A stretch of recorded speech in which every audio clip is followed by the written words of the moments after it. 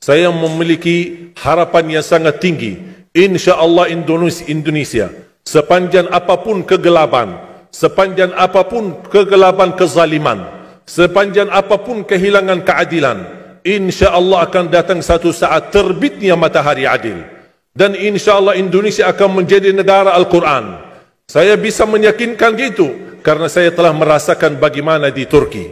Turki negara sekuler yang ratusan tahun serangi Islam, ratusan tahun menabaikan Islam. Tidak boleh kumandangkan azan dalam bahasa Arab, tidak boleh ada rumah tahfiz, tidak boleh ada pesantren, tidak boleh belajar agama, tidak diberikan anak-anak kita bisa belajar dengan sendirinya Al-Quran. Semuanya dilarang dengan keras, bahkan terancam orang-orang yang melanggar aturan itu.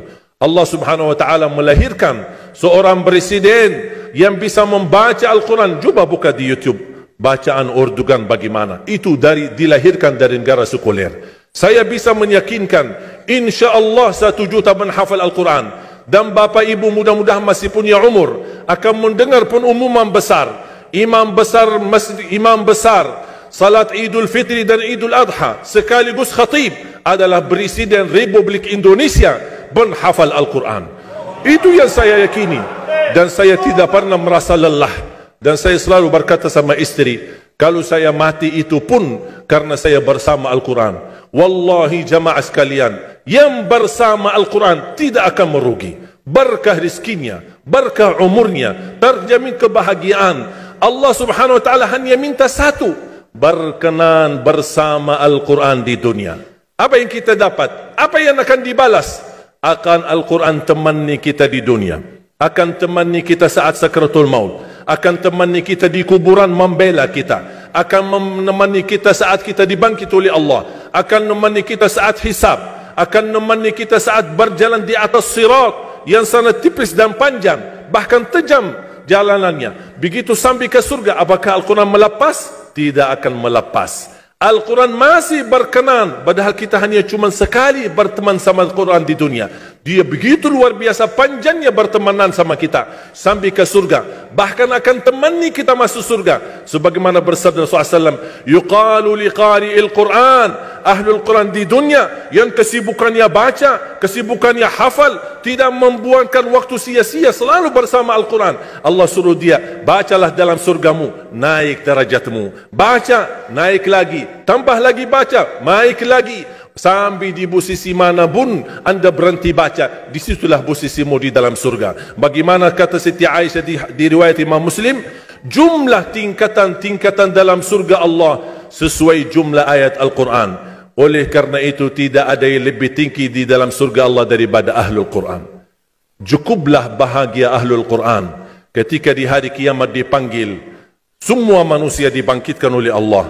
Malaikat memberikan pengumuman, mana Ahlul Quran? Berdiri, rapat, berdekatan. Mereka maju, mau bawa kami ke mana? Kalian terpilih menjadi orang yang terdekat sama Allah. Karena Ahlul Quran adalah keluarga Allah Subhanahu wa ta'ala. Bukan hanya kita sendiri yang mendapatkan anugerahnya dan manfaatnya.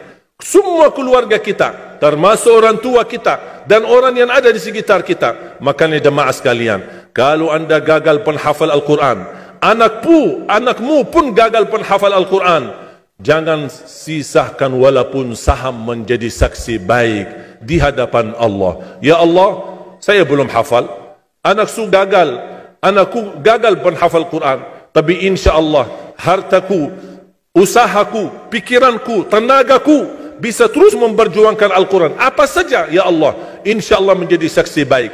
Dan nanti di hari kiamat, insya Allah kita bersama Ahlul Quran mendapatkan syafaatnya Al-Quran di hari kiamat. Kita sangat membutuhkan ayat-ayat yang dikumandangkan ketika meninggal dunia.